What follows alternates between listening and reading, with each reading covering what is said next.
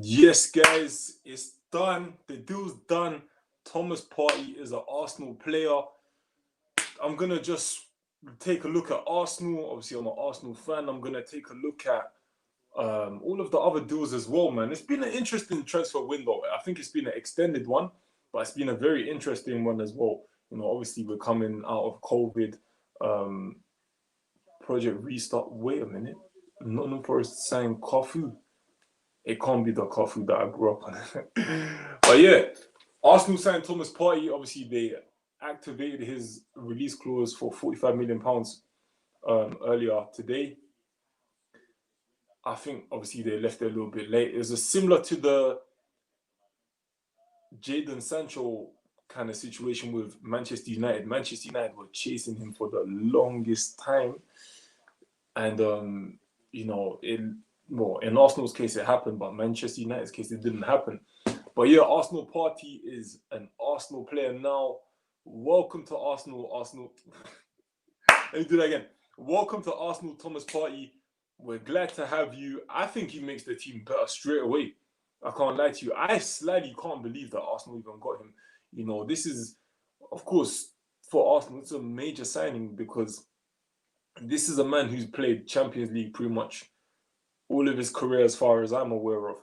And now he's coming to a Europa League team who were not guaranteed to even qualify for the Europa League, in my opinion. But I think adding him to the squad, or to the starting 11, I should say, that's proper. You know what I mean? That's proper. I think not one person can cement our hopes of qualifying, but he definitely reinforces them. You also have obviously Gabriel there. You got a few other people. Havertz, I really want to speak about Partey. Yeah, I'm gonna just talk a little bit and then I'm gonna get you in. Sorry, I haven't been able to check all of my messages and that. They just go up and up and up. I can't even do nothing about them. Look at Libs. Yo, man, that Libs. Hey, too funny. Yo, he's there with the Ghana flag. He's nuts. I can't even hear it. I already know it's funny.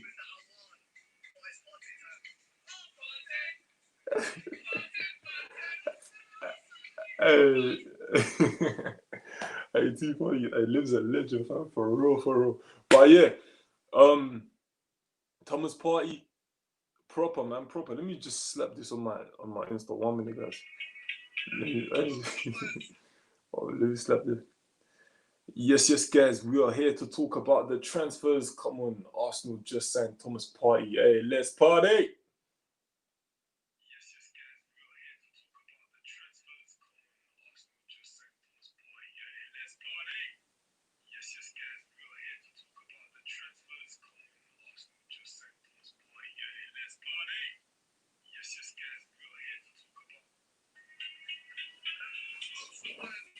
But yeah, Thomas Partey, officially an Arsenal player.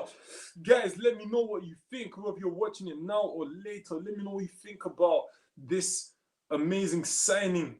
The top man, Thomas Partey. Obviously, I think he brings a lot of experience.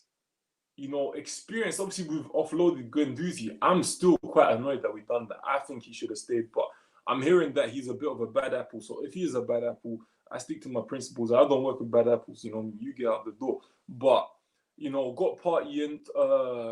Did they say? Oh no, it was Herrera that Atletico got. So we've still got Torreira, don't we?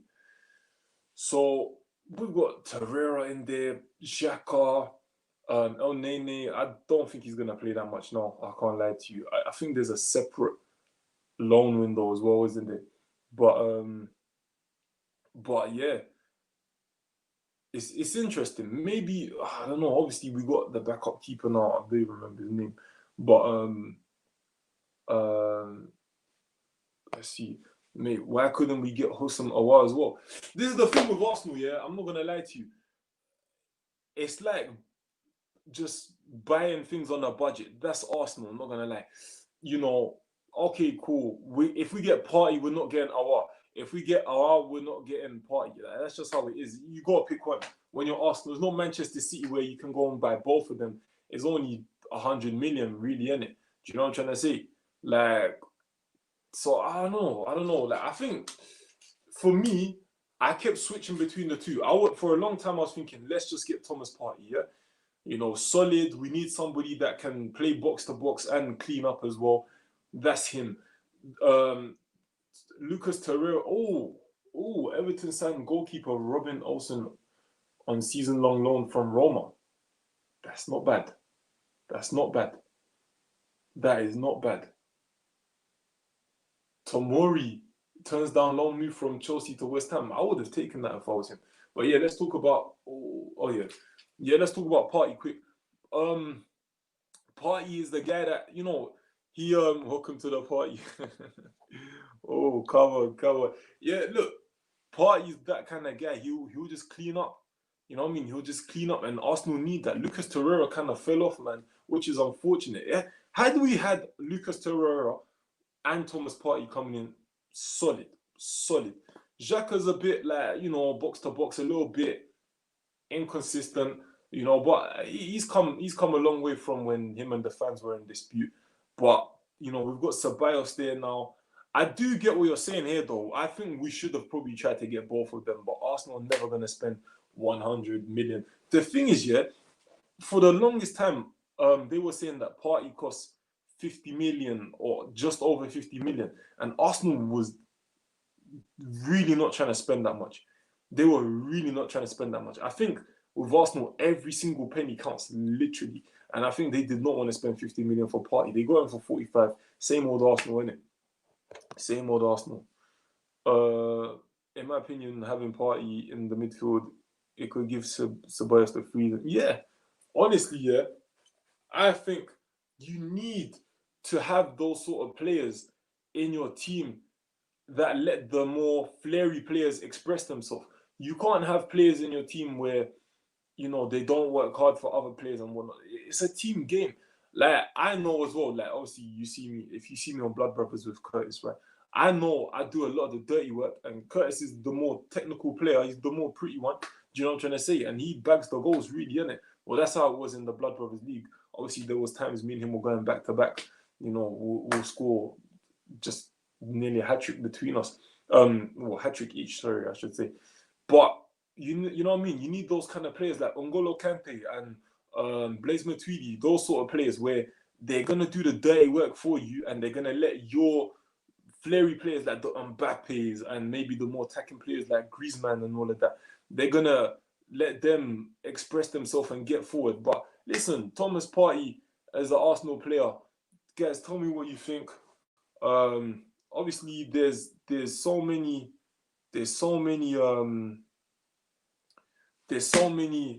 other signings out there as well that we could talk about. You know, not just Thomas Partey. Let me know what you think. Edison Cavani is obviously a Manchester United player now as well. I think he's gonna be all right for them. I know what people are saying, where he's old and he's injury prone, and you know what I'm trying to say, but I don't think Manchester United got him in there to be tearing up trees. You know what I'm trying to say? I think they've just got him in, yes, to play certain games, but also to try and, you know, boost the youth, man. Like, you remember, there's Greenwood. He's not really learning from someone who's crazy experienced. You know what I mean? He's not really someone who's crazy experienced. I want to spit. Yeah, give me a second, bro. Like, we'll do it. Like, give me a second, innit? Don't worry, man. But yeah. You know, let me know what else, guys, man. Let me know what else, guys. Let me just get some of the confirmed transfers. Let's just see what's good. Let's see. Gilberto and Vieira did the dirty work. I'm not putting them on the same level, by the way.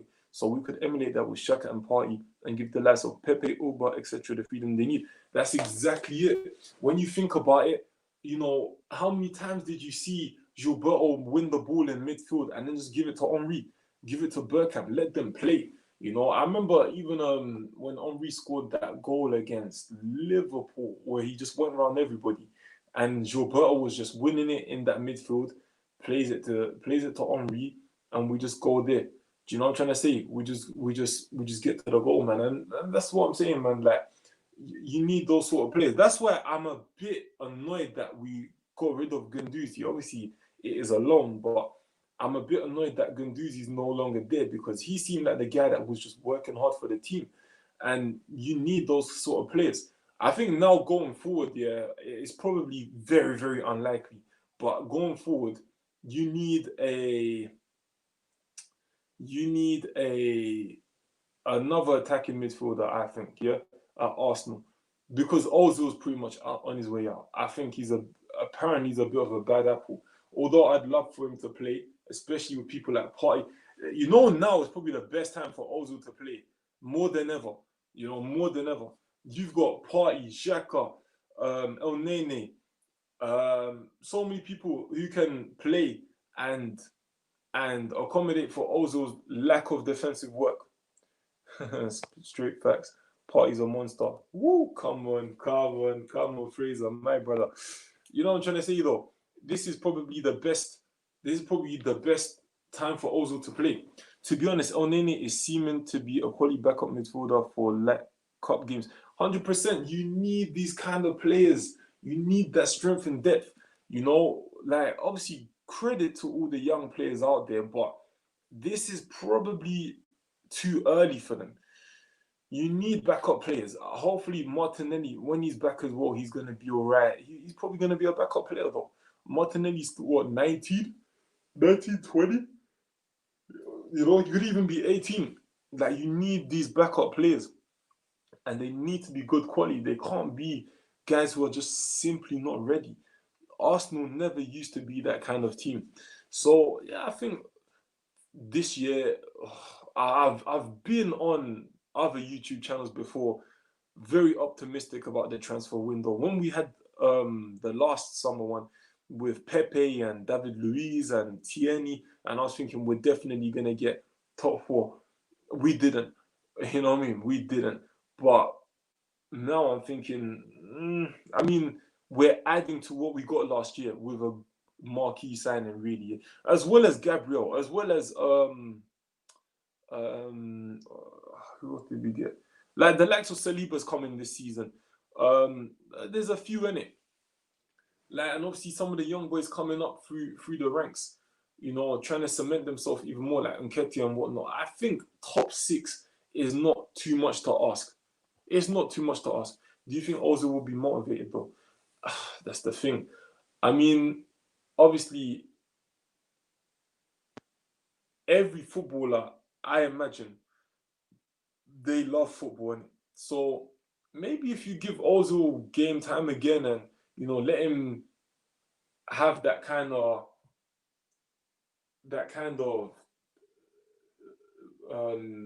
experience again, you know, just playing in the first, because he hasn't for a while. And sometimes when you haven't tasted something for a long time, when you taste it again, you're like, wow, you know, I missed this. I didn't realize how much I liked it. And this is probably what will happen with Ozil, God willing. We need to see. I think, okay, Ozil's probably not going to sign an extension. Please, just give him some minutes. Even if it's in the Carabao Cup or whatnot, give him some minutes. I think over time he will be motivated again. But you let me know, innit? You let me know, because I could just be getting it all wrong. Bringing in people like Partey to go straight into the 11 actually makes our bench very strong for holding on to a game. Exactly. Honestly, yeah. When you have such players, like this is the way Arsenal should have been doing it from the beginning. Yeah, they need to try and get players who are unsettled or players who want a change from these Champions League clubs. And Thomas Partey is a starter. Like, he's an actual starter for Atletico. Yeah, he's been on the bench a couple of times, but that's all politics. Generally he's a starter. If there was no politics attached, he'll probably be a starter for Atletico Madrid. And Atletico Madrid players are generally very disciplined. You know, they work hard. So I'm a big fan of this transfer. You know, and hopefully Torreira kicks on again. It probably is a lot to ask, but Hopefully Torreira kicks on again. If you have Torreira and Partey singing from the same hymn sheet, I'll be honest with you, there's no way we can be outside of the top 6 and probably even the top 4. Probably even the top 4. If you think about it, it's probably going to be a very, very competitive top 4 this season. You know, maybe Aston Villa's going to drop off, I'm not going to lie. But Everton look like they're here for the long run, at least this season. You've got Man City, they don't finish outside the top 4. You've got Spurs are looking all right, probably not though. Liverpool, they'll finish inside the top 4. Chelsea have to finish inside the top 4. They have to. And Wolves, maybe, you never know. Wolves might even do that as well. So potentially, I don't think the Premier League is at its strongest, but it's probably at its most competitive because everybody's kind of leveling up. Liverpool and Man City are not looking exactly like the two monsters that they were before. You know, they're looking quite human to us now. So let's see. I'm done with this Ozil talk because even when he was playing week in, week out, he was inconsistent. Just get rid. And if that means keeping him out the squad, I'll take it. I mean, I can see your point as well. I can definitely see your point as well. You know, it's hard. When you're a manager, sorry guys, when you're a manager, you need to know how to get the best out of these people. You know, I think Arteta and Ozil, they just do not vibe. They do not vibe. I don't think that Arteta's really feeling him that much. You know, maybe everybody knows, yes, he's a very technical player. Yes, he's got beautiful technique. But at the end of the day, you know, work rate is a big thing in football. It is a huge thing. So I think definitely, you know, we need to look at it like that. Also, you got to look at, like, Arteta might have long-term plans for Arsenal. You know, Ozil's getting old. Ozil's getting a lot older. So probably he's just saying, you know what, I'm not gonna pursue this one. He plays Willock quite a lot. Maybe he's thinking Willock might be the future of Arsenal. You know, the same thing what he does with Nketiah as well. Although a lot of people think that Willock and Nketiah are not ready, which, you know, maybe they're not. That's not an insult. They're young, but they're doing all right, and he still plays them. That's the main thing. He still plays them. So I think definitely, man, we'll have to see. We'll have to see.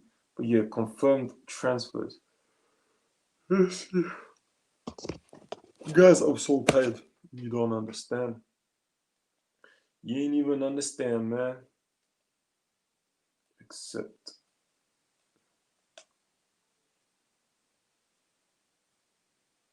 let me do best transfers of the window.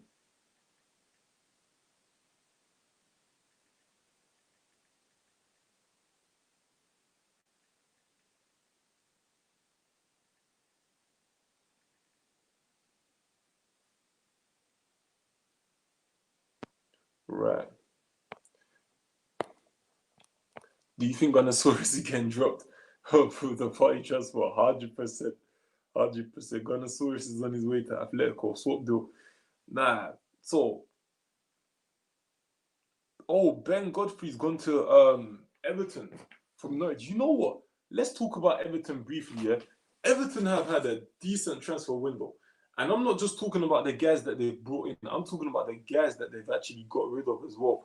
You know, Theo Walcott is in Southampton. Arsenal fans will know Theo Walcott very, very well. Very inconsistent player. No disrespect to him, but, you know, it's probably not worked out the way he would have planned for it to work out at Everton.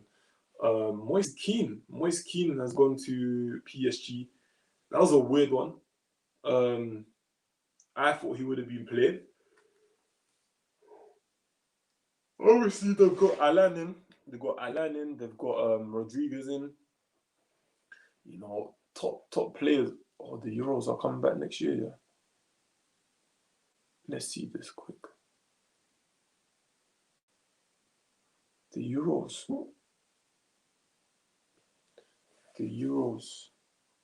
No way. Oh, Nations League, my bad. But yeah, it's like that. In my opinion, the reason Arteta is being so strict with Guendouzi and Ozil is because he's a new manager showing that no matter what your name is, you can get dropped. he is setting standards. Agreed. I think this is probably, I'm not saying that he got it from Pep or whatnot, but this is that kind of Pep kind of, vibe, that Pep kind of lesson. You don't get away with certain things. Oh my gosh, Atletico Madrid did sign Torreira. Somebody told me Herrera, but it's actually Torreira. Oh my days. No. Wait, let me see. Torreira's gone to Atletico. I know he didn't really want to stay at Arsenal. But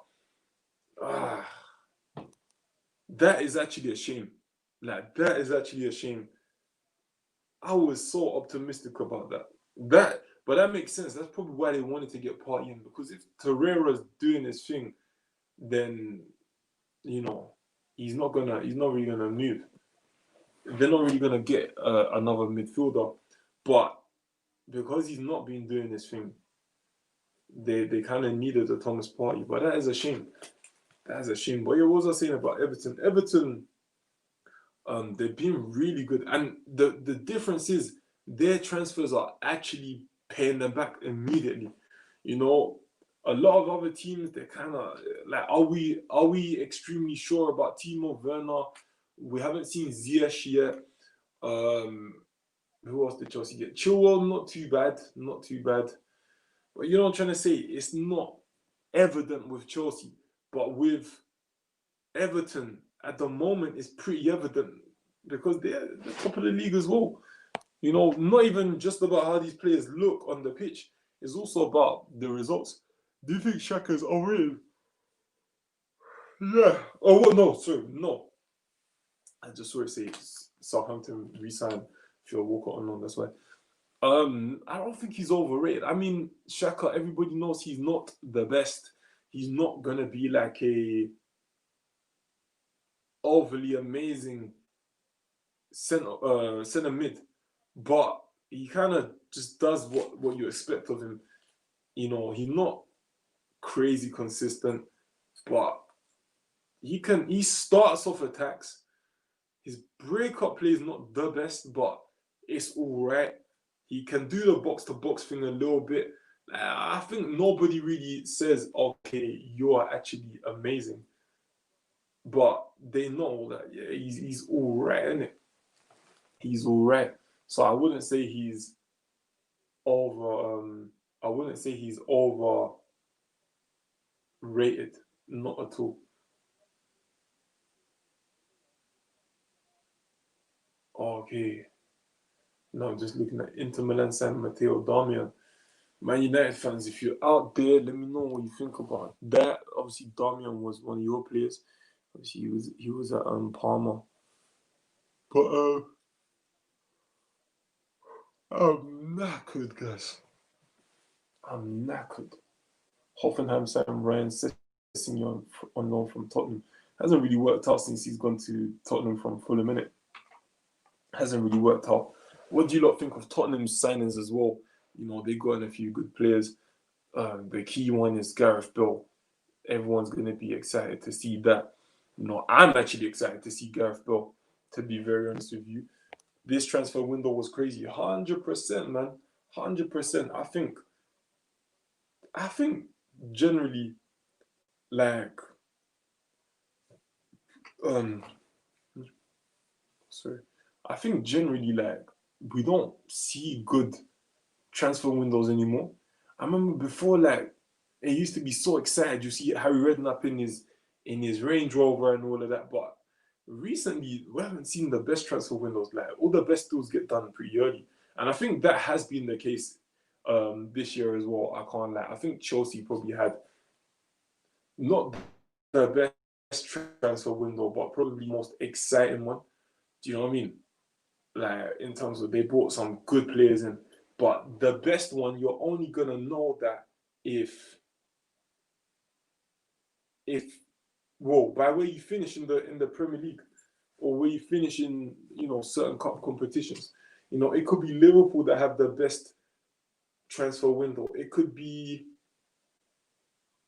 Oh wow, Angers signed Sofiane Buffal from Southampton. I don't know what happened to Sofiane Buffal, but yeah, it could be Liverpool that have the best transfer window. It could be Tottenham that have, because it's just about where you finish, and and that could be in the cup or in the league. So definitely we are yet to see. But at the moment, Everton's winning this transfer window by far, by far. Also, guys, if you haven't already, please smash the subscribe button, smash the like button as well. Obviously, we're on the road to 1,000 subscribers, but I need your help, please. You know how I do it around here as well, community vibes. So obviously, helping me is helping yourself, guys. I don't just take stuff from myself and not try to give back. That's not my style. Today's not going to be a long one. Ryan Brewster has left Liverpool to join Sheffield United for 23.5 mil. I mean, obviously, this is a decent move. Sheffield United, they gave a good account of themselves last year. I'm not sure how they're going to be this year with, they're missing the likes of Henderson and, maybe, who knows, they might not actually be able to achieve the goals that they achieved last year. But let's see. Sofiane Buffal is a baller, but is walking in the footsteps of Tarak.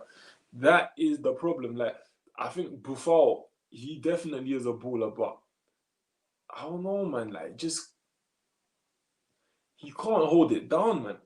Like, he just can't hold it down. I'm thinking to myself, I would have, Buffal, I would have loved to see him actually play a lot more, but I can see the Tarak comparison. Not just because they're Moroccan. Yeah. Also, what was I gonna? I was gonna say I was gonna talk about someone. What a great set of transfers today. 100%, 100%. Let me see if I can do it through here. Okay. Okay, I can't do it through here. 100%, man.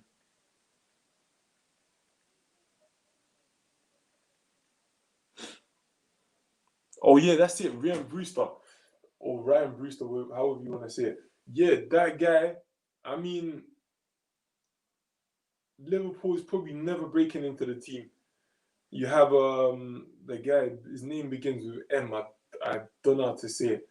It's Merriman or something like that. He's coming off the bench. Divock Origi, um, a few guys, in front of Ryan Brewster, of course, Firmino. So I don't think he was gonna get a look in over there. Although he's still young, and I'm sure Liverpool are willing to sell it, put him on loan, and all of that.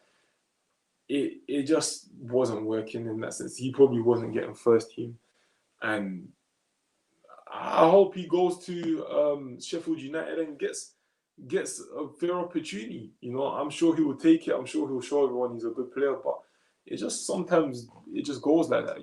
Players don't always get to showcase their talents at their parent club or at their first club. They need to move away. They need to do things on their own, and then you're gonna see, yeah, you know what, this guy he's not so bad after all, innit? He's not so bad after all. Let me send the link, guys. If you wanna join the link and talk, then go for it. I'm gonna actually. Oh yeah, this is the guy.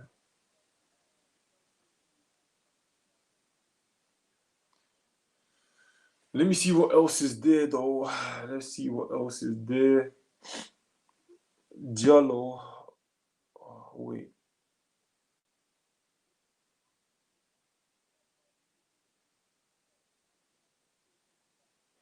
Ryan Brewster. Russ Barkley. Let's talk about Russ Barkley. This is a big transfer as well. Russ Barkley to Aston Villa. I mean, this is already looking like it's a decent enough signing. You know, he played well yesterday as well. Edward Mendy from Rennes. I think he'll probably be a decent signing as well. Again, to Chelsea. Nelson Semedo to Wolves. That's a big one. That's a big one. Nelson Semedo coming from Barcelona. I mean, Barcelona are just in a bit of turmoil right now. Definitely didn't see this coming maybe a year ago or so, but now, they've got rid of Suarez. Fair enough. They've got rid of Semedo. I hope that I don't know if the Depay move has actually been confirmed or whatnot, but I don't know with Barcelona. Are they going to recover from this? I'm not sure. Let me bring a guest onto the show. Guys, if you ever want to join, let me know. I got to take this out. One minute. I got to put my headset. Aaron, what's going on? You all right, mate? Yeah, what's going on, man? Give us your opinions, man. Hey, Partey. Ooh, Ooh. I want to know if you'll Oh, stop the goals. coward. I knew this was coming. I knew this transfer was absolutely coming. Arsenal have got themselves a backbone. I'm not going to say they're going to be competing for the title, but I definitely think they're going to be in the top 4 this year. I think with that signing alone, I think that Gabriel already was immense. I knew how good he was. I think Cedric as a permanent deal, a couple of other permanent deals was great to get that extra depth in there. But Thomas Partey, him or Aouar, we're going to take Arsenal into the top 4, and they've got one. I knew they weren't going to splash the cash on Aouar. I think that if Lyon get Paqueta in, I don't know if they've got Paqueta in before the deadline or if they've got the deal sheets done for that one. But if they got that in, then I think Aouar maybe will go next summer. But yeah, spitting straight facts, Partey's going to take Arsenal to the top 4. Oh, you know what? I'm going to screen record this and let's hope. I can't screen record it with this trim, but send it to the I'll record something and you can send it to DT and Troops. Yeah, man. Listen, I think if Arsenal do get top 4, even with the addition of Partey, even with some of the strength in depth that we have now, like obviously we've got like you said, Cedric. I forgot all about that, and obviously with the addition of Gabriel and whatnot, I still think that would be a bit of an overachievement at the way I see it right now, because we're still not playing fantastic. We're still quite disorganized. We're not, like, even the other day, who did we lose against? Liverpool. When we lost against Liverpool, and you saw a team not really going for it. You have people like Aubameyang on the pitch. You have people like Pepe on the bench, and Lacazette on the pitch, and you're thinking, why are you not just going for this, Arsenal? And we didn't. So it was a bit of a, not a revelation, but it was a bit of a reminder that we're still not at that level just yet. But at least there's a bit of intent from the backroom stuff, innit? From the board as well. Guys, if you haven't already, though, smash the like button, smash the subscribe button as well. Obviously, go and check out a guy, Costa Chow, or Aaron, can I call you that? Yeah. Aaron, check out, he's got 2 channels. This is one, Costa Chow, and then there's another one called just Chow. Chow. Yeah, that's more football based. That's Rovers mainly. Yeah, Doncaster Rovers. Yeah, if you're interested in them, but you cover other things as well. You know what I mean? Yeah, I'll be doing a deadline day somewhere tomorrow. So after my lecture. So. Yeah, do you know what I'm trying to say? But yeah, I think I definitely hope that you're right about Arsenal. What do you think of who would you say, because I'm definitely gonna go soon, I'll go work tomorrow, but who would you say has had the best transfer window now then, as it's all done? There's no question about it. It's going to be Everton. It's got to be Everton. Carlo Ancelotti has took a top 10 team to a title contender in just one window. And I mean that. I absolutely mean that, because he's brought in a midfield that can create. I'm so happy that Theo Walcott's going back to his boyhood club, Southampton. Really glad for him. Seeing Harry Redknapp speaking about Walcott and seeing pictures of him at 16 years old and thinking, God, I was a young kid when that happened. And now, 15 odd years later, Walcott's back at Southampton. I didn't even expect that. And, it's hard to think that he was at Southampton the same time as Gareth Bale. I mean, you couldn't really imagine that, could you? So, good to see Walcott back at the Saints. I think he wasn't getting the game time, so it's nice to go back to a club where he can get some game time, especially under a manager like Hassan Hüttl that will play similarities to Ancelotti, and he can play that way and develop that style. But the midfield, James, Decore, it was just written in the stars. And when you've got a striker like Dominic Calvert-Lewin, all Everton needed, in my opinion, and I said it in an earlier stream, I said it, the only thing they needed was a goalkeeper. What did they do? They want to What did quit. they do? You got out someone who's now back up at Roma, and I've seen highlights of him. He is better than Pickford, in my opinion. They've just gone out and strengthened in every single area. One of the last transfers was Robin Olsen today. One of the first ones today was Ben Godfrey at Everton. They started. They got from for Norwich. £25 million. So they've started and ended this window. And you know what? I absolutely think that the title race, not just the top four race, but I think the title race is going to be so open this year. Yeah. You said that Aston Villa's going to drop off. I think they'll drop off the title, but I don't think they're dropping off the top six. I think I think Villa's right up there. In terms of a title, I think it's between Liverpool, Everton, and it could be between Man City at the end of it. I think it's going to be Liverpool, Man City, Everton, and potentially as bonus options Chelsea and Aston Villa. And I think that's going to be the weirdest title race in ages. I would agree, but I would probably add Chelsea to that list as well. There is no way the thing is, if Lampard, if he doesn't look like he's keeping up with them, they're probably gonna get rid of him. I'll be honest with you. They'll get rid of him when the time's right. And you know how Chelsea are. They don't play around. They do not play around. I just got a notification from, because I've still got the live updates from BBC Sport. Manchester United have signed Facundo Pellistri. He's a young 18-year-old winger. I don't understand. I was going to tell you. Yeah. When I came on here, I said I was going to spit straight facts. This is the time right now. I'm going to do it about Manchester United, right? Brace yourself. Glazers, if you're watching this, brace yourself, because a whole lot of trouble coming your way right now. Right. When the Glazers took over 2005, there was controversy surrounding that takeover of Manchester United. Can you answer this question? Why did it surround itself in controversy? If you don't know, you can say, I don't know. No, I will say. I don't know. Yeah, I don't know. Do you know? No. They bought the club with money from debts, which means they had to pay interest. Yeah. I heard about it. It was crazy debt as well. They were paying with money from debts from other companies, so they had to pay interest. They had to, paper over stuff. And FC United of Manchester in the non-league was set up because of the Glazers takeover. After 2 or 3 failed bid attempts at first. Now, Ferguson, brilliant manager, hid the Glazers, mistakes with trophies.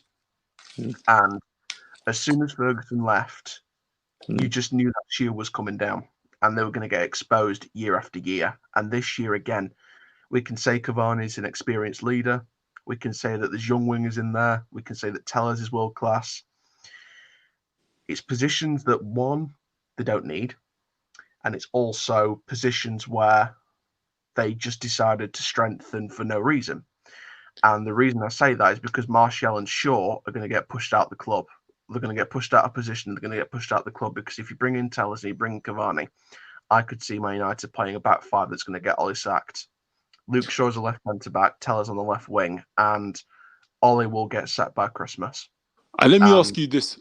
let me ask you this then quickly. Yeah?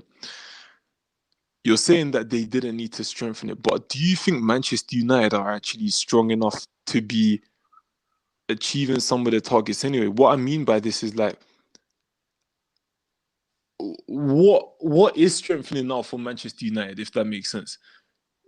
Strengthening for me is the ownership and the structure of the club.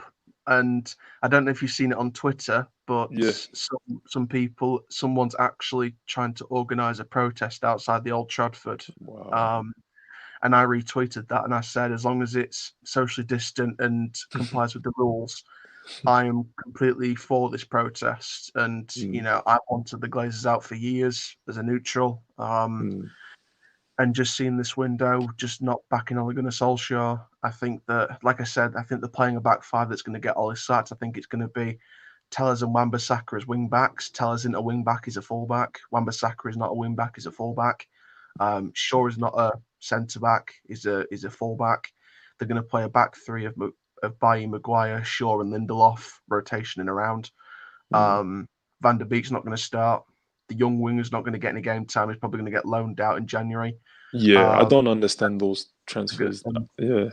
And I spoke to you earlier about the mixed partnership of forwards with a quick forward and a target man. I said that wouldn't work. I think they're going to play Martial and Cavani as a pair, or they're going to play Cavani and then have Martial and Rashford behind Cavani as cams, which aren't their position. They're more and you know, looking at that side and the way they play, it's going to make Rashford unhappy, Martial unhappy, Shaw unhappy. The players are going to turn on Ole. Ole's going to get sacked, and it's the new manager bounce, and they're going to get the shirt sales, and everyone's going to forget about Ole Gunnar Solskjaer. It's just that Glazer cycle again, and it's just going to keep happening until someone, and the culprit on the United stand, someone finds a billionaire and buys the club, because nothing's going to change.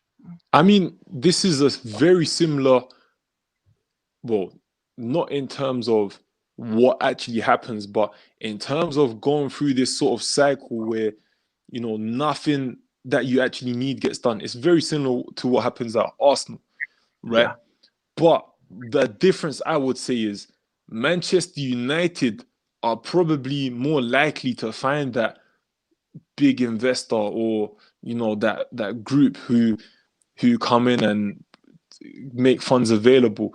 Whereas Arsenal, they don't have that. If I was an investor, basically, I would, and I had Arsenal there and Manchester United there, and I'm there saying, I'm gonna invest in one of them. Manchester United is the biggest club in the world. Yeah? Yeah. Yeah, sorry. Manchester United are the biggest club in the world, right? Yeah. I would invest in them. So I think it is actually a lot more likely that Manchester United will find somebody. Maybe the owners would have to put the club up for sale, or there has to be something, you know. They're not going to do that. They're not going to do that because the bankers that are in charge of recruiting at the club are bringing them money. So as long as they bring them profit, there's no way they're going to put the club up for sale, and it's just going to get worse and worse. And someone actually put in the comments down below a BT Sport post on YouTube posts of a picture of Rashford, Martial, Greenwood, and Cavani, who said, in 10 years, if nothing changes, we'll get relegated to the Championship. And I had a bit of fun, and I said, see what they keep my stadium in 10 years. But, you know, it's, I mean, I was having a joke, but I honestly think I'm not joking. I think if, you know, one big record that's never been broken in the Premier League is no big team or one of the top 6 ever been relegated in the modern era of football. I actually think Man United could be the first, and it's not a joke. I think that the ownership is just taking this club too far down, and it's going to get to a point where nothing's acceptable anymore. It don't matter what manager. I reckon. I agree. I think it will probably get worse. Relegation, I don't think that will ever be allowed to happen. It's bad for the Premier League. It's bad for Manchester United as well. I don't think they're that stupid to let that happen. They will just be pulling out every stop. They could even finish outside the top 10. But Yeah. for them to be in the relegation, if you think about it, it will take a lot for a big team like Manchester United. It's not like Leeds United when they were quite a big team, and they were a big team in England at one point, and historically they still are. But they were relegated, or Newcastle have been relegated. But Manchester United is a different. Their house is built upon the rock. You know what I mean? No matter how much storms touch it, it's still upon the rock. It's not upon the sand. But yeah, I do feel like it's going to get worse for Manchester United. But let's talk about Spurs quickly then, yeah? Interesting. I was going to respond to that point actually Oh, about sorry. Leeds and Yeah, sorry, go Newcastle. on. Yeah. The big reason why Leeds, Newcastle, and West Ham, the reason why they were relegated is because they had Yeah. owners at the time that would not. You had Leeds in administration in 2004. You had Newcastle under Mike Ashley that was taking them further down. You have West Ham under Golden, Sullivan, and Brady that were just taking them absolutely nowhere. So it's not impossible. And don't forget, I mean, last season when Unai Emery got sacked for Arsenal, they were closer to the relegation zone, and it took Mikel Arteta to come in and save the club. Because I think if Mikel Arteta didn't come in, and I think if it got worse, Arsenal would have been a couple of points off the relegation zone by the end of the season if it wasn't for Arteta. So I think that a big club going down, it can't be done. It can't not be done. I think it's not impossible. And if the ownership doesn't change, I think that's the one thing that's got in common with these clubs like Leeds and Newcastle with so much success. Similar with Blackburn, former Premier League champion back in the early 90s. Premier League first came in the first few years. Blackburn were a Premier League champion, and they're fighting in the Championship. They're doing really well in under Tony Mowbray, a brilliant attack force. But back then, Blackburn were a Premier League champion, and they were relegated, so they were technically some kind of big team. So I don't think it can't not be done. I think it's not impossible, to be honest. And I think Man United could be the first to break that record. I mean, it's not impossible, but I want to reiterate, Manchester United, the biggest club in the world. It would The be embarrassing. biggest.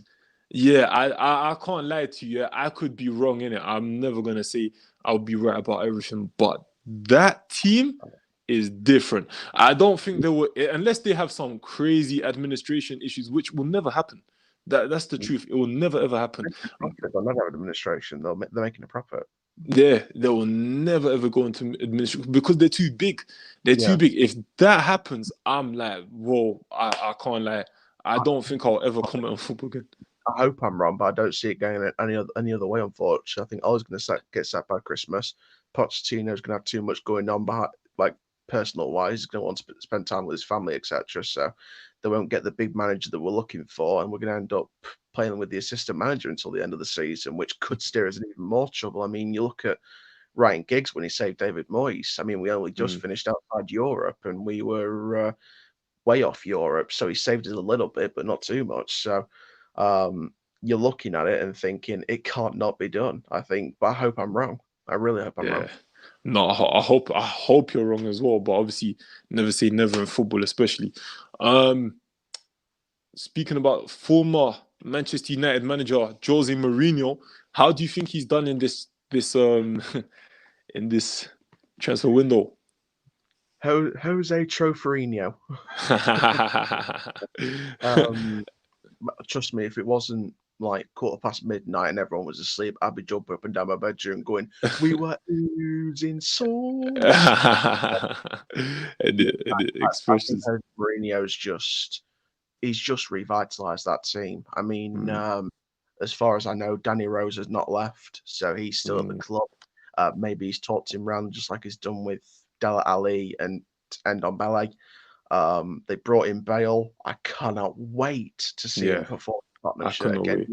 Bill, Son, and Kane. Bill, Son, and Kane up front. And when you've got players like Bergwijn and Lucas Moura as backup to Bale, Son, and Kane, Tottenham could literally get at least a trophy out of this year, and you could literally stand there and applaud it. You can't even banter them about taking so long to win a trophy. Man City took 40 years and they won the first Premier League under Mancini. It's not impossible to not go on a full club history without a trophy before you go under. So 100%. I think that Jose Mourinho is going to really take this squad a long way, and I think that They brought in some great transfers. I mean, Reguilon, he's just, as soon as he came into that side, he just lit up that left back position. I mentioned this before. Pierre Højbjerg, I think he's just lit up that midfield. He deserves the big move, absolutely deserves it. And Tottenham aren't even done, They're still, because the Championship League 1, League 2 deadline doesn't end until like another week and a half. They're talking with Swansea for Joe Rodon, who's a good young centre back, got loads of potential to be a Premier League player. So the fact they're still looking at other players, just Tottenham aren't done, and I think they're gonna be in the top four in my opinion this season. They're definitely gonna be in the top four. I think so as well. Speaking of that, then who would you say is your top four? On the basis of it now, in any order, not going to decide the title straight away. Liverpool, Everton, Man City, Tottenham. I think Man City will just get in there, though. I think it will be a point between them and Chelsea, or a couple of points between them and Chelsea. But I think if it's Chelsea going in, I think Guardiola's gone. I think if Man City are in, Lampard's gone. It will be either one of the two managers leaving at the end of the season, whether it's City, whether it's Chelsea. Guardiola or Lampard's getting the sack at the end of this season. Yeah, I think personally, Guardiola, out of the two, I'd rather see him go. It's just not working with Manchester City. He probably is not feeling it. I don't think he's really felt at home anywhere except for Barcelona. But for me, my top four, I would say difficult. Liverpool, Man City are in there. No. Liverpool are in there. Chelsea for me have to be in there. The money they spent, they can't not be in there, otherwise it's criminal. It's criminal, and there needs to be a charge brought on for assault against the transfer window. Trust me in it, because they were going crazy in that. You've got Chelsea, Liverpool. For me, I do believe Everton will finish in the top four. That would be crazy if they don't. Especially where, like I said earlier, the Premier League the level has dropped to a degree, so much so that it's kind of balancing out. Chelsea, Liverpool. Trust me, it's making it, not only is it making it more of an exciting league, but Carlo Ciotti, he's just, not just Everton though, but like Aston Villa and, teams like that at the minute. I know it's very early on in the season and it's hard for us to say at this stage, but I honestly think the big teams are taking it way too easy, and the other teams are sitting there like, you know what, we're not going to make it easy on the this year.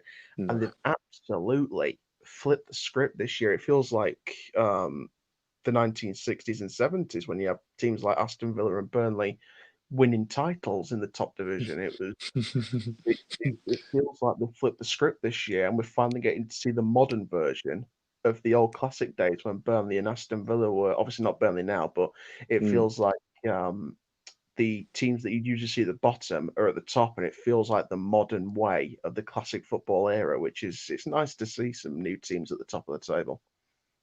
100%, man. And even not so long ago, like Villa and Everton were like top six teams. They were usually the ones that completed the top six before, when the top four was quite cemented as well. But yeah, I think it's going to be Everton, not in a particular order, but Everton, Liverpool, probably Spurs and Chelsea. And I think Spurs, I think Spurs are the most likely one to drop out of that. Yeah, because they're just the nearly men. In the last decade, they've been just the biggest nearly men ever. They get to the Champions League final, they don't even look like they're gonna win it. They finished second in the Premier League. They wasn't even competing. It wasn't even a 2-horse race. So I think definitely with them. Chelsea, let's talk about them quickly, man. I mean, they've got some work to do, man. They haven't got work to do. They've got a bloody immortal mountain to climb. Yeah. And again, it's time to spit some straight facts. No top four, no Lampard at the end of the season. No Lampard. Yeah, I think definitely for them, the only thing that could save them from not having a good run in the Premier League is possibly winning the Champions League. which could happen. Yeah. Munich come on, Bayern Munich at the minute. It's like watching the Invincibles without the points to show for in the Champions League. It's just so beautiful to watch. You just know the Bayern Munich manager is going to get a move to the Premier League at some point. You just know. Oh yeah. Premier League ready. He will probably go to Chelsea. He will probably be the next one in at Chelsea. Or he could be Man City. I think he could do a lot with that Man City squad. I think with some of the players that he's got, I think he could play a similar style to the Munich way, especially with the wingers he's got when Raheem Sterling comes back to full fitness. And bring some of that Bayern Munich squad into the City squad. And obviously not Sane, because that'd be a bit of a flip-flop. But I think that there's some players in there he could bring from Bayern Munich to City, but there's some other players that he's seen in the Bundesliga from even some of the lesser-known teams, even in the second Bundesliga, you think, hang on a minute, they deserve a move. I'm going to work with them, and he's going to implement them into that City lineup. And I think that he could be a good City manager. But the one thing is, I think if he went to United as manager, I don't think he's going to get backed. Yeah, nobody does. Nobody does. Honestly, I fully support the protests at Old Trafford as long as it's sticking to the rules. I fully, appreciate that protest because the Glazers need. I don't know how many times I need to say it. The Glazers need to go. Yeah, I think so. Like, I think really, in this game or in this country, even if you're not gonna take a football club seriously and try and get the most out of it in terms of football, not just financially, I think there needs to be a law to say you need to get out of the club. It happens at Arsenal, happens at Man United. Why do you think Ivan Gazidis jumped shit like a coward? Because he didn't have his protective shield Wenger with him. So he was like, nope. It's like Captain Hook riding off into the sunset at the end of Peter Pan. He's like, nope, I'm leaving you behind. See you off to and it's Lazio that's just got Pereira on loan. So there we go. It's not even permanent. I mean, you've got to look at the transfer activity. You spend nothing but agent fees on Cavani. You spend 18 million on Telles, who will just push the Luke Shaw agenda completely over. I think people that hate Luke Shaw for no reason are going to be sitting there like, yeah, we've got a reason to hate him even more now. Boy, yeah, they hate him, man. Same with Cavani. The Martial haters in France are going to sit in there and probably thinking, when I think we can push him out the door. And then we've got this 18-year-old winger, just like Van der Beek. He's just going to get ruined. His career's going to go down the drain. Van der Sar's probably ringing Van der Beek's agent thinking, is there a buyback clause in your contract? Can we use it? Because he's not getting started. Bruno Fernandes, now this is going to shock you if you haven't seen this already. He was subbed at half-time in the Spurs match because he had to go at Harry Maguire for not doing his job. So Ollie took Maguire's side and subbed off Bruno, and he asked him to not even come to the bench in the second half, just go and wait in the dressing room with Martial. It's the agenda again. And, Sporting Lisbon are probably sitting there with Bruno's agent thinking, can we possibly bring you back for a no-win situation here? I think the people in Portugal are probably planning to hold up banners saying if Bruno gets treated badly, we riot. I just think everything's going wrong at Manchester United, and it's not going to change until someone buys the club, because the Glazers don't know how to run a football club. They can run a business. I can let them, run the businesses in America, and they can sit there in America and go, well, we can run our business, but we can't run a football club. But, they're sitting there with Texas dollar bills probably in the pockets right now. But, I've tallied up the ins and outs on deadline day and throughout this transfer window. They've made a selling of minus £1 million because there was loans for Dallo and Pereira. Cavani was free. Telles was 18 million. Smalling was sold for 17 million. The 18-year-old winger adds to that, but take that away for an 18-year-old. If you add the Smalling sell with the buy of Telles, and that's all they spent money on this transfer window, £1 million minus. They've only lost £1 million in transfers. That's not good enough. That isn't good enough when you've got Arsenal spending £50 million on the release clause of one monster of a player. Forget Vardy having a vodka. This is a Partey. Think Vardy and think soon as Vardy and Partey link up, it's going to be an ultra party. Yeah. It's seeing other clubs spend so much money and Man United sitting there blaming a pandemic. Why are they using that as an excuse? It's like going to your missus and saying, "I didn't sleep with you. I thought it was the dog." But it's just pathetic. It's just pathetic. Yeah.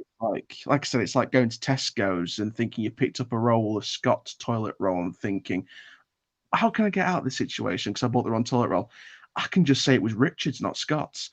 Just making it. No. Listen, I agree, man. I just think that's probably the only thing, unless they have a change of heart. That's the only thing that's gonna really save Manchester United as a football club. Heart is like me saying I'm the Pope of France.